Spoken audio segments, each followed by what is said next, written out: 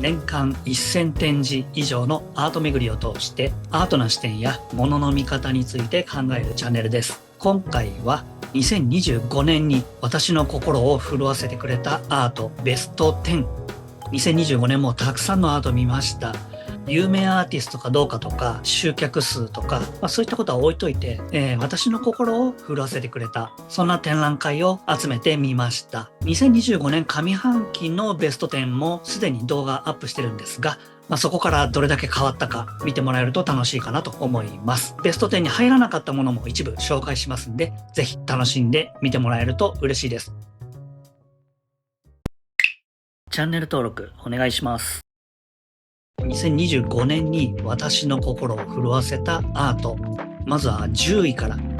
いきなりちょっとずるいんですけど、展覧会一つというよりは、小野洋子さんという風にさせてください。ちょっとずるいんだけど。で、これなんでかっていうと、複数の展覧会で小野洋子さんの作品が気になってしょうがなくって、どうしても印象に残ってたんで、10位に入れてしまいました。小山富雄ギャラリーで個展見ました。その個展も素晴らしくてですね、鏡の割れた作品があったりとか、あるいは脚立のようなものが置いてあって、で、そこには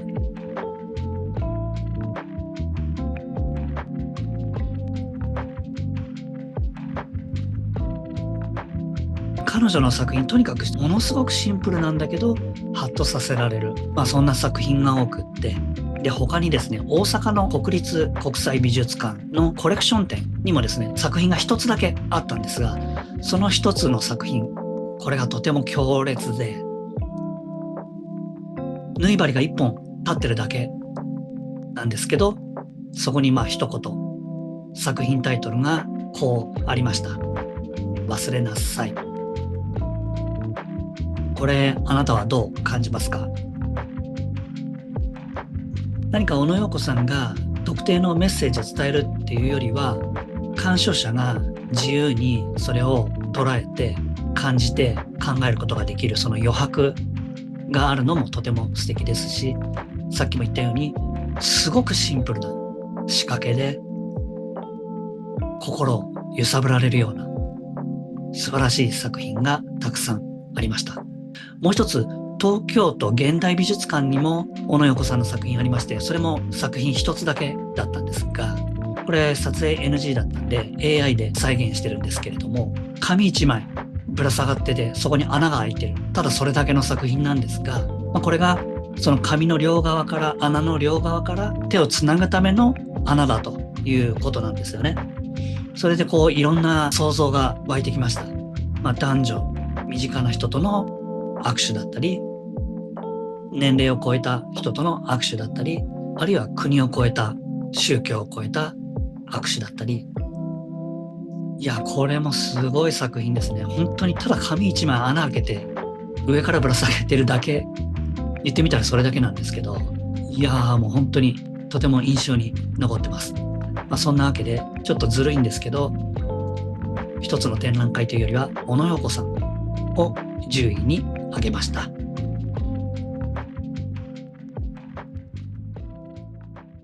2025年のベストアート第9位はミスチーフ。これはもうなんか一発芸人みたいな風にも思われちゃうかもしれないんですが、でもやっぱりとんでもないインパクトありましたね。こんな展覧会、こんなアートを見たの初めてっていう、まさにそういう感じでしたよね。オフィスに大雨が降ってると。いや、強烈ですね。私たちが何か仕事したり何か生み出すものも、自然の前では、一瞬で無意味になってしまうような、自然の力だったり、自分の仕事とか人間の営みって何だろうとか、そんなことを考えさせられる素晴らしい展覧会でした。で、つい最近ですね、このミスチーフ、ニューヨークのアーティスト集団なんですけど、なんかニュースが出ていて、またこれも強烈なインパクトありましたね。牛の生死をめぐるプロジェクトをやっていて、これが賛否を呼んでいると。アンガスと名付けられた牛の生死、生きるか死ぬかが2ヶ月後に決まるというプロジェクトで、アンガストークンというものが販売されるらしいです。で、一つは$35、5500円ぐらいですか。で、140g のパティ3枚セット、牛肉になるってことですね。で、もう一つは$1200、18万円で、そのアンガスと名付けられた牛からハンドバッグが作られると。で、それが入手できるという、この権利が販売されています。で、実際にですね、農場で暮らすそのアンガスの様子も、日記として公開されているらしいです。ですが、このアンガストークンの購入者には、購入予約をキャンセルする権利があるんだそうです。購入者が 50% キャンセルした場合、アンガスの屠殺は中止されるんだそうです。で、その売り上げすべてが、そのアンガス、牛が余生を幸せに過ごせるために保護施設に送られる、そのお金として使われるそうです。これ、すごいプロジェクトですね。2025年の9位に選んだのは、このミスチーフの大雨の展覧会でした。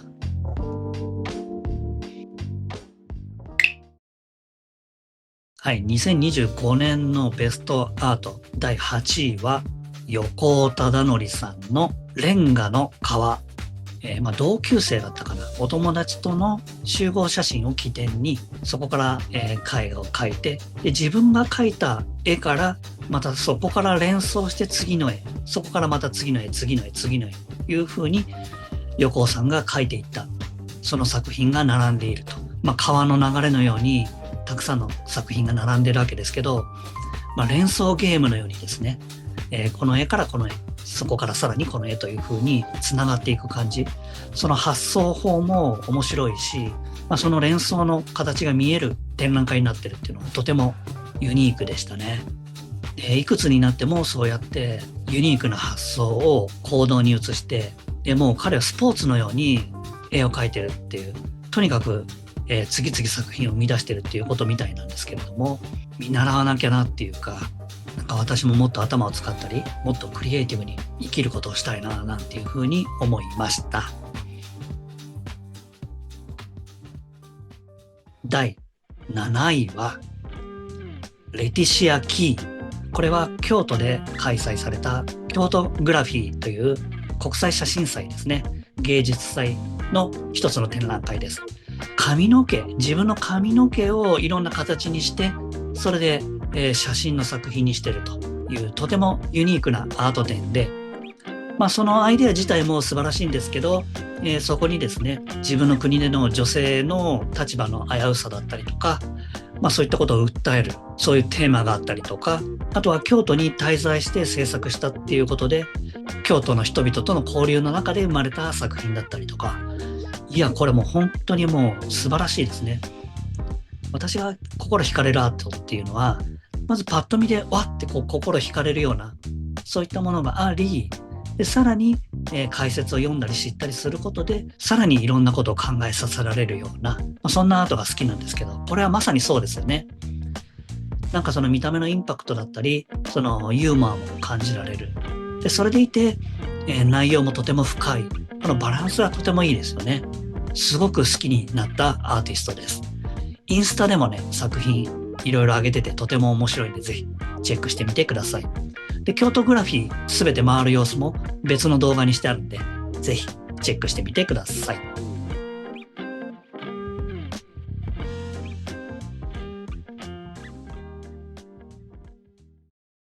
2025年のベストアート第6位は岩崎貴弘さんの展覧会です。これは神戸六甲ミーツアートっていう芸術祭の一つ、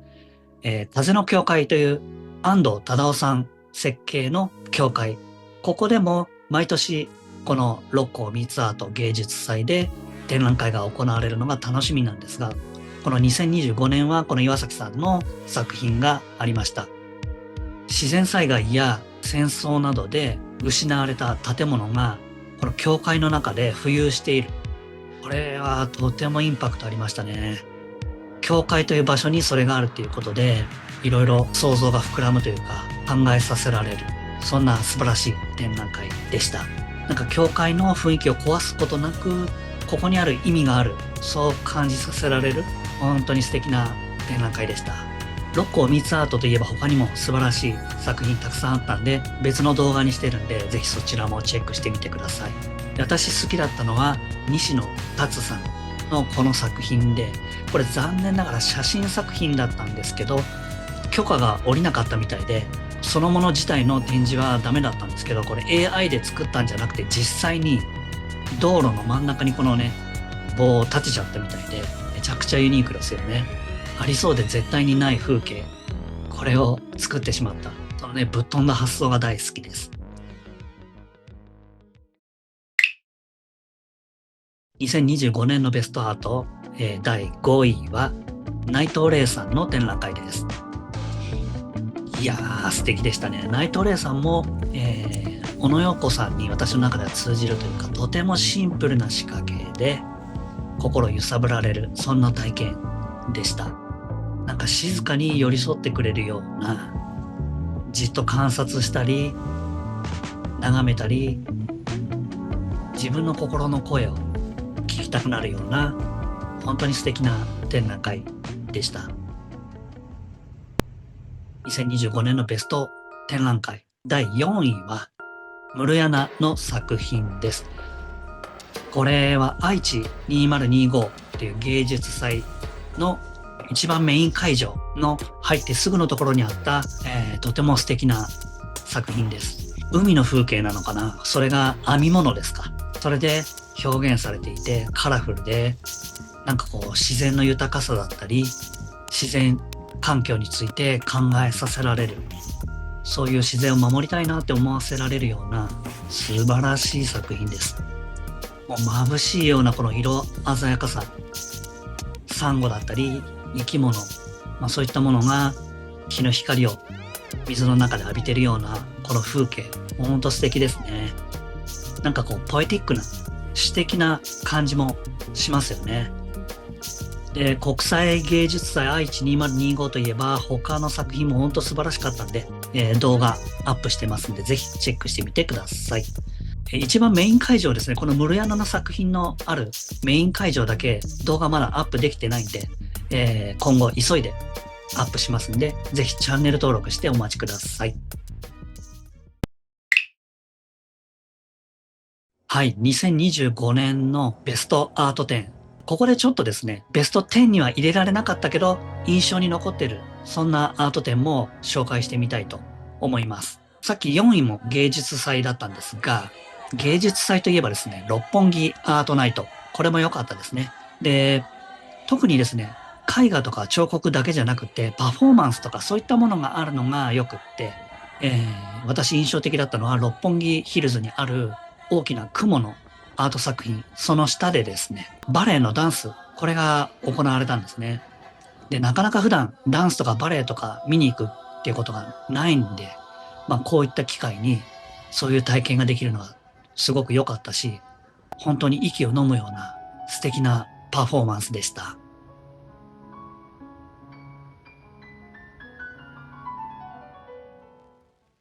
それから2025年といえば大阪万博ありましたよね。で、私残念ながら行けませんでしたけれども、落合陽一さんの、ぬるぬるパビリオン行きたかったですね。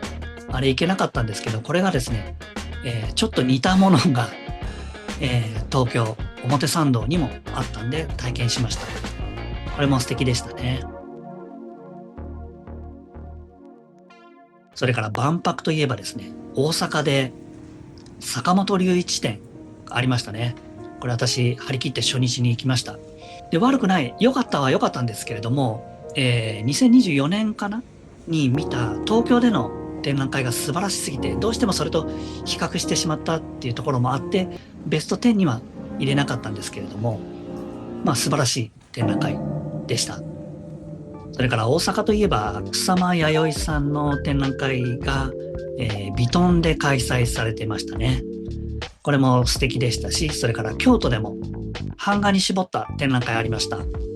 さらに大阪で続けるとですね、公園に森山大道さんの写真がたくさんあった。これは素敵でしたね。インパクトありました。かっこよかったですね。そうそう、芸術祭といえば琵琶湖ビエンナーレ。これも良かったです。で、大阪万博で、中に入れなかったこちらの作品に入ることもできたりとか、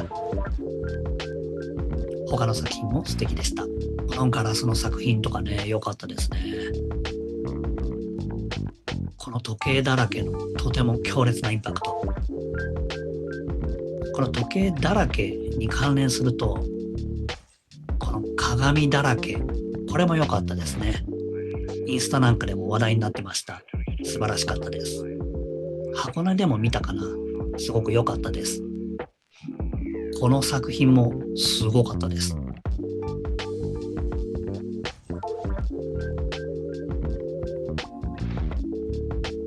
あとはこれですね。木梨憲武さん。これも良かったんですよね。すごく良かったですが、過去にも何度も展覧会見てるんで、初見のインパクトには欠けるというか、でも本当に素敵な展覧会です。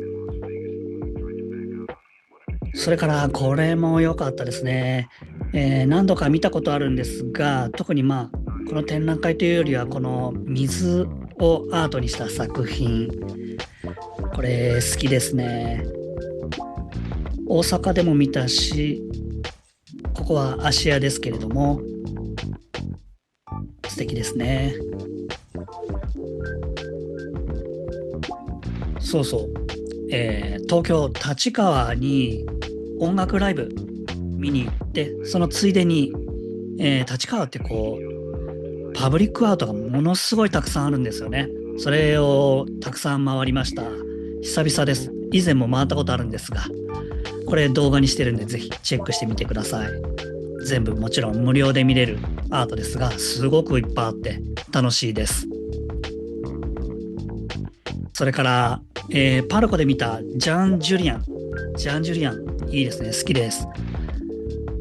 パルコで個展があった後に、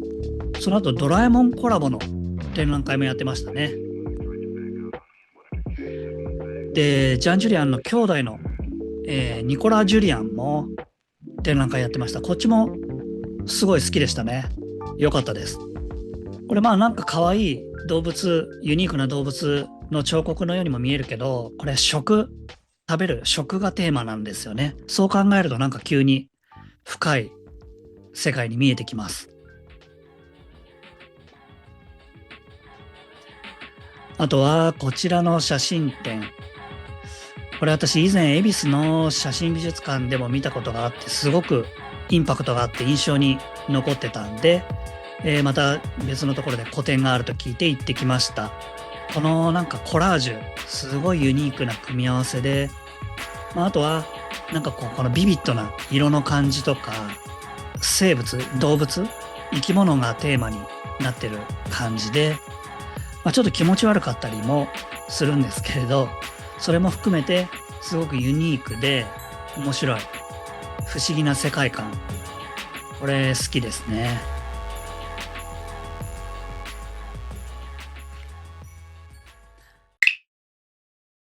さて、2025年のベストアート展覧会。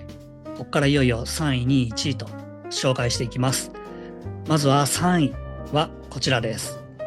岡崎健次郎さんの自婚事後。これはすごかったですね。いやー、良かったです。なんかこれもやっぱりパッと見ももういかにも綺麗だなとか素敵だなっていうのもありつつ、考えれば考えるほどどこまでも深く考えられるようなすごい素敵な展覧会でした。意味がわかるわからないとかって言い出したら何もわからないんですけれども、そういうことじゃなくって、自分がどう感じるか、自分はどう捉えるか、どう考えるかっていうふうに、するのはとても面白いと思いますし、YouTube のですねドミューンっていうところでは、ご本人も交えていろんなアーティストだったり、そういった方と、討論というかそれぞれの捉え方を語り合ってるような動画もあったりして、すごく興味深く見たんですけど、難しく考える人はどこまでも考えていけばいいんですけど、そういうことじゃなくて、自分の好きなように感じるっていう意味で、この色だったり質感だったり、すごく好きですし、なんか岡崎さんの思考、考えが形になってるみたいな感じですごく興味深かったですね。自婚事後っていうので、これから先ずっとみたいなことだと思うんですけど、岡崎さんのこれまでの活動、だけじゃなくて、なんか未来もイメージできるような、そんな展覧会だったかなと思いました。岡崎さんも70歳ぐらいだと思うんですけど、こうどんどん自分を更新されてるんだなっていう感じで、それを見てワクワクするし、刺激にもなりますね。2025年、私の心を震わせてくれたアート展覧会第2位はこちら、アンゼルム・キーファー展です。いやー、これね、これも上半期のベスト10にも入れたんですけど、やっぱりこれも入ってきましたね。いやー、これ良かったですね。これ展覧会の後も何人にも、いろんな人にもこの展覧会について話もしましたし、やっぱりインパクトすごかったですね。で、なんか、楽しいみたいなことよりは、重い展覧会という感じもあったんですけれども、でもやっぱり行ってよかった展覧会ですね。京都の二条城で開催ということで、その場所の力ももちろんねありましたけれども、その場所とうまく調和した素敵な空間でした。なんかこうこれが美術館じゃなくてよかったなって思いました。なんかこう世界の傷の保管庫みたいな、なんか私の中ではなんかそんなイメージでした。でも悲劇の展示というわけではなくって、二条城が巨大な心臓になったみたいな感じで、こうドクンドクンってこう歴史の血がここに流れてるみたいな、そういう印象でした。でも決してただ重たいだけじゃないというか、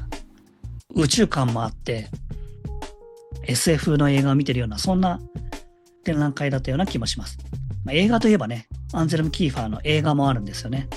それがしかもビム・ベンダース監督で、パーフェクト・デイズの監督ですね。映画の空気感も素敵でしたね。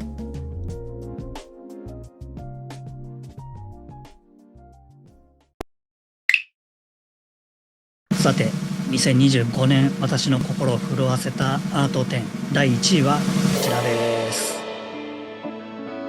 いやー、これね、